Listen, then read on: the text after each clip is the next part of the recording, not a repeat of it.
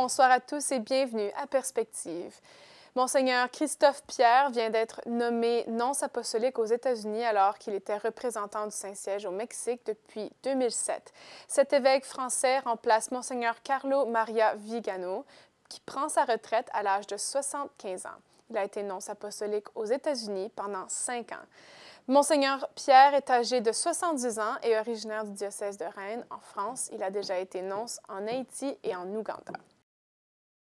Le comité organisateur des Journées mondiales de la jeunesse à Cracovie nous offre chaque semaine une mise à jour des préparatifs pour les JMJ.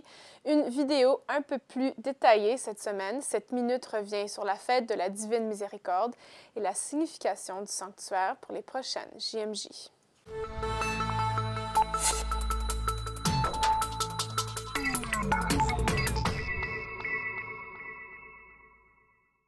Cette semaine, l'Église a célébré la fête de la Miséricorde divine.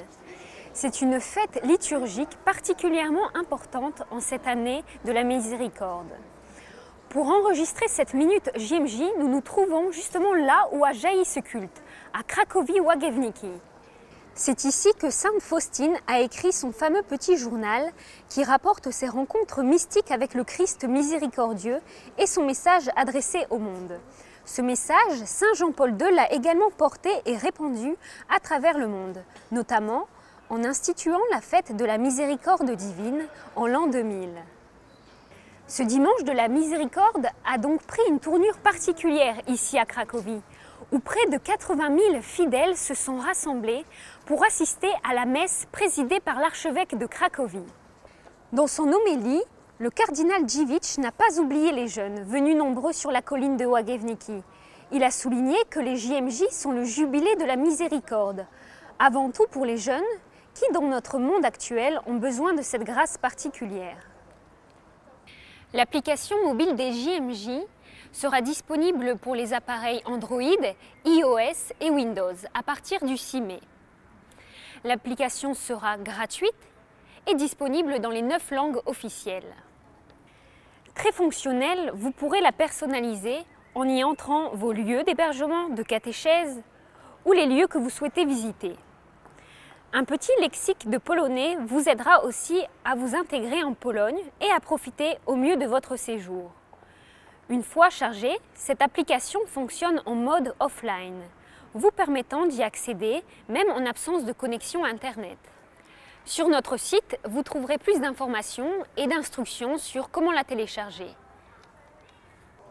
C'était la Minute JMJ. Merci pour votre fidélité. Continuez à prier pour nous et à la semaine prochaine. De plus, les portes de la Miséricorde s'ouvrent une à une partout dans le monde. À Québec, l'une d'elles s'est ouverte en février dernier à l'église Saint-Roch. Son curé, Monseigneur Jean Piché, a témoigné de cette démarche importante dans son quartier au micro de ECDQ, la télévision catholique du diocèse de Québec. Pourquoi une porte de la Miséricorde ici? Je pense que c'est une question qu'on peut légitimement poser parce qu'il y en a une très proche à la cathédrale.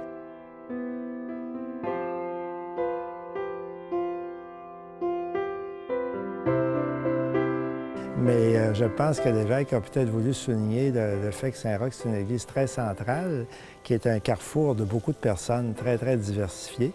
D'ailleurs, l'église est ouverte aussi 7 jours semaine, justement, pour permettre à beaucoup de gens d'y venir, de prier, de se recueillir. Et aussi, sans doute, tout ce qui se passe au sous-sol de l'église, où justement beaucoup de groupes mettent en pratique la miséricorde au quotidien. L'accueil des personnes itinérantes, l'accueil des personnes qui vivent des vies assez difficiles.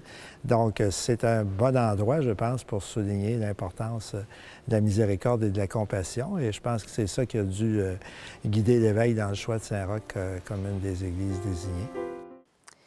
Merci d'avoir été avec nous. Ne manquez pas tout de suite après une nouvelle émission des Échos du Vatican avec Charles Le Bourgeois. À très bientôt.